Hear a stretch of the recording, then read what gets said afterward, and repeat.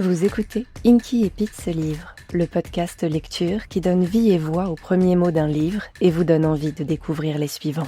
Et plus précisément, vous écoutez les Wishkipit, des lectures coup de cœur partagées par des auteurs et des autrices, des chroniqueurs et des chroniqueuses. Pour commencer 2026 avec une pile à lire remplie de magie et de paillettes. Bonjour, je suis Gaëlle, dite Cthulhu avec un K, et grande lectrice d'imaginaire depuis que j'ai appris à lire, et maintenant je publie de courts retours de lecture sur Babelio et mon compte Insta Cthulhu85. Mon coup de cœur 2025, c'est Aratea d'Anouk Faure, publié aux éditions Argile. On connaît Anouk Faure pour ses superbes illustrations. Eh bien, sachez qu'elle est également autrice. Aratea est son deuxième roman et nous emmène dans un univers de fantaisie totalement incroyable en compagnie d'Aatea, un navigateur rejeté par son peuple, qui va affronter la nuée, une mer univers en suspension pleine de dangers. C'est une histoire magnifique, poétique, touchante et illustrée par l'autrice elle-même, un superbe voyage. Place au Wishkipit.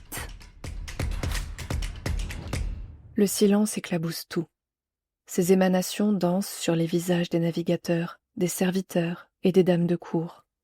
Elles s'insinuent aux quatre coins du dé qui abrite le pont du trimaran royal. La flotte même s'est tue. Les coques des navires se balancent dans un murmure au rythme des flots. Main crispée sur les accoudoirs de son haut fauteuil orné de nacre, Canumée scrute chacune des silhouettes prosternées devant elle.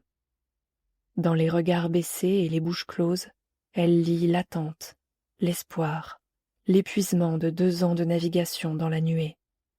2 ans depuis qu'ils ont quitté les rivages de Mouranga.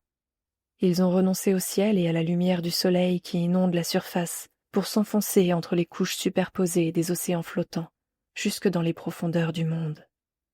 Leurs voiliers ont bravé les récifs et le chaos des marées.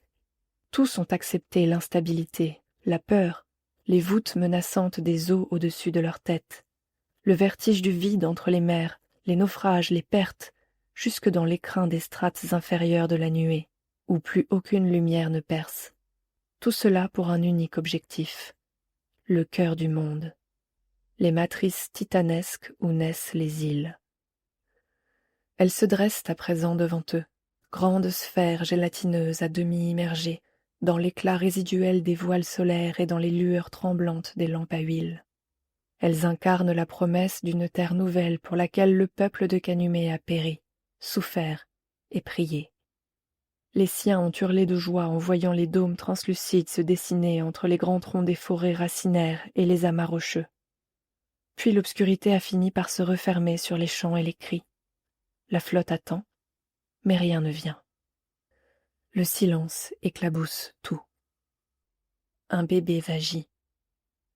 La tension crispe une seconde les épaules des navigateurs. Elle ondoie jusqu'à Canumée en vagues palpables. Sans un mot, la reine se penche vers le berceau finement sculpté posé à ses pieds et en soulève le nouveau-né. Enveloppé de linge blanc, le petit corps brun a l'odeur de la naissance et du sang, de fins cheveux noirs humides plaqués sur la tête en volute délicate. D'un geste aussi pesant que le silence qui l'entoure, Canumée repousse sa cape de plumes et les drapés amples de son manung. L'enfant gigote un peu lorsqu'elle l'attire contre elle, puis ses mains minuscules retombent dans l'immobilité, tandis qu'il se nourrit à son sein. Lui aussi, de nouveau happé par l'insupportable quiétude du monde.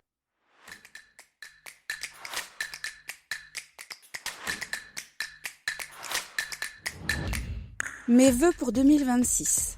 Je souhaiterais que notre monde ne se transforme pas en dystopie, mais suive plutôt le courant Solarpunk que j'aime tant. Bonne année à tous!